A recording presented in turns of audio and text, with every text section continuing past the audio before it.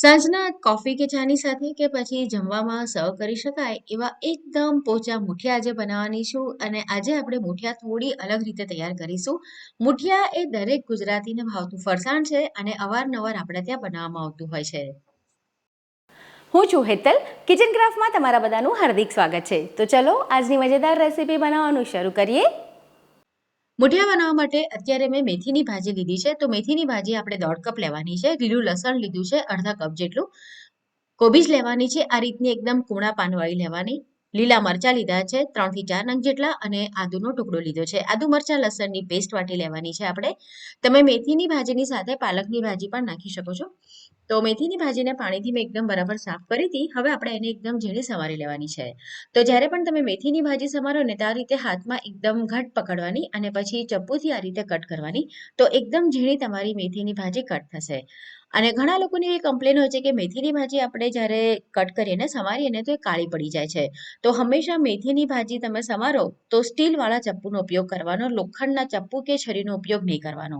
લોખંડથી તમે જો કટ કરશો ને તો તરત જ એ કાળી પડવા માંડશે. તો આ વાતનું ધ્યાન રાખવાનું. કોઈ પણ ભાજીને ચપ્પુથી કટ કરવાની, સ્ટીલના ચપ્પુથી. હવે કોબીજની આપણે આ રીતે વચ્ચેથી કટ કરી એકદમ ઝીણી અને સમારવાની છે. તો કોબીજ તમારે એકદમ કુમળા પાનવાળી હોય ને એ લેવાની, જાડા પત્તા આપણે નથી લેવાના અને એકદમ ઝીણા ઝીણા આપણે એને સમારી લેવાના છે. જનરલી આપણે જ્યારે મુઠિયા બનાવીએ ને તો દૂધીનો ઉપયોગ કરીએ છીએ, પણ આ પ્રમાણે પણ તમે મુઠિયા બનાવશો ને તો એ સ્વાદમાં સરસ લાગશે. કોબીજની અંદર નેચરલ પ્રમાણમાં ખૂબ જ મોઇશ્ચર એટલે કે પાણી રહેલું હોય છે અને એના કારણે મુઠિયા આપણા એકદમ સરસ સોફ્ટ થાય છે. તો ઘરની અંદર જો કોબીજ કોઈને ભાવતી ના હોય તો આ રીતે મુઠિયામાં તમે બનાવી અને એમને ખવડાવી શકો છો. ભાજી અને કોબીજને આપણે વાસણમાં કાઢી લઈએ અને ત્યાર પછી એની અંદર બધા મસાલા કરવાના છે. તો કોબીજ પણ અત્યારે મેં લગભગ સવા કપ જેટલી લીધી છે. તો મેથીની ભાજી અને કોબીજનું આપણે પ્રમાણ સરખું રાખીશું. તમે એમાં પાલકની ભાજી પણ નાખી શકો છો. પછી એની અંદર આદુ મરચાં અને લસણની પેસ્ટ નાખવાની છે. અત્યારે મેં લીલું લસણ નાખ્યું છે, પણ જો લીલું લસણ ના હોય તો તમે સૂકું લસણ પણ નાખી શકો છો. અને લસણ ના ખાતા હોય તો સ્કીપ કરી દેવાનું. ત્યારબાદ આપણા મુઠિયા એકદમ પોચા બને એના માટે એની અંદર 3 ટેબલસ્પૂન જેટલું દહીં નાખીશું અને 1.5 ટેબલસ્પૂન જેટલી આપણે ખાંડ નાખવાની છે. હળદર એડ કરી દઈશું સવા ટીસ્પૂન જેટલી. મીઠું સ્વાદ મુજબ નાખવાનું છે. તો અત્યારે મેં સવા ટીસ્પૂન જેટલું મીઠું આની અંદર નાખ્યું છે. 1 ટીસ્પૂન અજમો નાખવાનો છે. હાથેથી આ રીતે મસીને નાખીશું એટલે એની સુગંધ છે ને એકદમ સરસ આવે. આ મુઠિયા બનાવવામાં આપણે લાલ મરચાંનો ઉપયોગ નથી કરવાનો. હાફ ટીસ્પૂન એની અંદર ગરમ મસાલો નાખીશું. ગરમ મસાલો ચોક્કસ નાખજો, એનાથી સ્વાદ સરસ આવશે. અને ચપટીક જેટલો આપણે ખાવાનો સોડા નાખવાનો છે. હિંગ એની અંદર એડ કરી દઈશું. તો હાફ ટીસ્પૂન જેટલી હિંગ નાખવાની છે. અજમો અને હિંગ થોડા આગળ પડતા નાખવા જેથી કોબીજના કારણે જો ગેસ જેવી કોઈને તકલીફ થતી હોય તેવી ના થાય. ત્યારબાદ મોવણનું તેલ એડ કરીશું. તો લગભગ 2 ટેબલસ્પૂન જેટલું આપણે એની અંદર તેલનું મોવણ નાખીશું. દહીં અને તેલનું મોવણ જો બરાબર નાખવામાં આવે તો મુઠિયા એકદમ સરસ પોચા બનતા હોય છે. આ રીતે બધો મસાલો થઈ જાય પછી આપણે મિક્સ કરી લેવાનું છે. આ મુઠિયા બનાવવામાં આપણે પાણીનો ઉપયોગ ઓછામાં ઓછો કરવાનો છે, કારણ કે કોબીજની અંદર પણ પાણી હોય, મેથીની ભાજીમાં પણ પાણી હોય અને તમે જ્યારે આ રીતે મસાલા ભેળવો ને ત્યારે એની અંદરથી પાણી છૂટું પડે. તો એની અંદર જ આપણે લોટ બાંધીશું અને જરૂર પડશે તો આપણે થોડું પાણી એની અંદર એડ કરીશું. તમે જો લાલ મરચું નાખશો ને તો એનો જે કલર છે આવી રીતનો ગ્રીન નહીં રહે. તો બધા મસાલા સરસ રીતે મિક્સ થઈ ગયા છે આ રીતે. તો હવે એની અંદર આપણે લોટ એડ કરી દઈશું. તો લોટનું જે પ્રમાણ છે ને એ પાણીનું કેટલું પ્રમાણ છે એના પર ડિપેન્ડ રહેશે. તો અત્યારે હું એની અંદર પહેલાં તો સોજી નાખું છું. ત્યારબાદ એની અંદર આપણે નાખવાનો છે જુવારનો લોટ. તો મેં અત્યારે અડધી વાટકી સોજી, અડધી વાટકી જુવારનો લોટ, અડધી વાટકી ચણાનો લોટ, અડધી વાટકી ઘઉંનો લોટ અને અડધી વાટકી બાજરીનો લોટ લીધો છે. તો આ રીતે મેં મિક્સ મુઠિયા તૈયાર કર્યા છે. એમાંથી તમારી પાસે જો કોઈ લોટ ઘરમાં ના હોય તો તમે એને સ્કીપ કરી શકો, એટલે કે લોટ તમારે નહીં લેવાનો. બાકીના બીજા બધા લોટ નાખી અને તમે મુઠિયા વાળી શકો છો. તો મેં જે વાટકી હતી અડધી અડધી વાટકી લીધી છે અને મિક્સ કરીશું અને જરૂર લાગે તો આપણે થોડું એની અંદર પાણી નાખીશું. સોજીના કારણે એનું ટેક્સચર એકદમ સરસ બનશે. તમારી પાસે ઘઉંનો જાડો લોટ હોય તો લઈ શકાય અને જો ના હોય તો મારી જેમ તમારે સોજી લેવાની. સોજી તમે ઝીણી મોટી કોઈ પણ લઈ શકો. તો બરાબર મિક્સ થઈ જાય પછી આપણે જરૂર મુજબ પાણી નાખીશું. તો મને લગભગ 4 થી 5 ટેબલસ્પૂન જેટલા પાણીની જરૂર પડી હતી આ લોટ બાંધવા માટે. અને લોટ આપણે થોડો નરમ રાખવાનો, કારણ કે સોજી છે ને તે પોતાની અંદર પાણી એબ્ઝોર્બ કરશે.